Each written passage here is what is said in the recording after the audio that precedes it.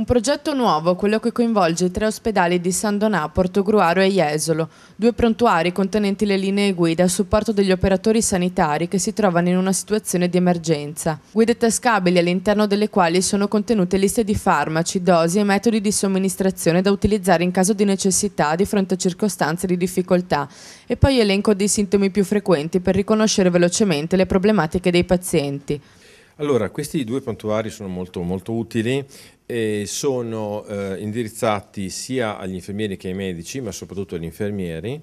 Sono un prontuario sui farmaci che si usano in emergenza e danno soprattutto quello che sono i dosaggi e le controindicazioni e il sistema di somministrazione, e quindi questo serve proprio a migliorare quello che è l'assistenza sulla strada.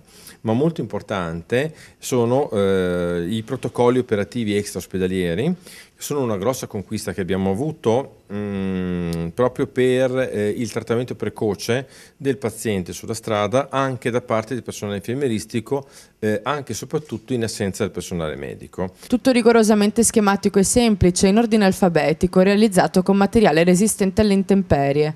Circa 300 piccole dispense per gli operatori sanitari che soccorrono i cittadini in emergenza e velocizzano i processi di cura.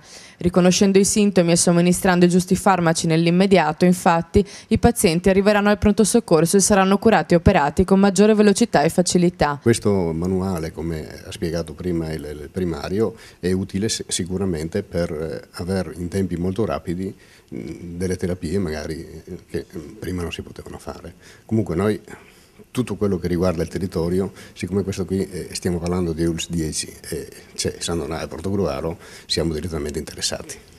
L'idea del primario Franco La Terza ha coinvolto diverse aziende e associazioni di categoria, la Videosound di San Donà, la BN Grafica per le Stampe e la Confartigianato di San Donà di Piave e Portogruaro, tutti attenti alla sensibilizzazione dei progetti che coinvolgono il sociale. Insomma, indubbiamente davanti a un'esigenza di questo tipo e soprattutto a chi è orientata in termini di utilità, quindi operatori sanitari e quant'altro, che poi si riversa in tutti noi cittadini, l'associazione di San Donà e Portogruaro non poteva mancare a questo appuntamento. Un'idea appoggiata dalla Regione Veneto anche per la sua originalità. Nella maggior parte dei casi, infatti, i prontuari a supporto degli operatori sanitari sono solo acquistabili. In questo caso, invece, saranno disponibili gratuitamente e pronti all'uso già da subito.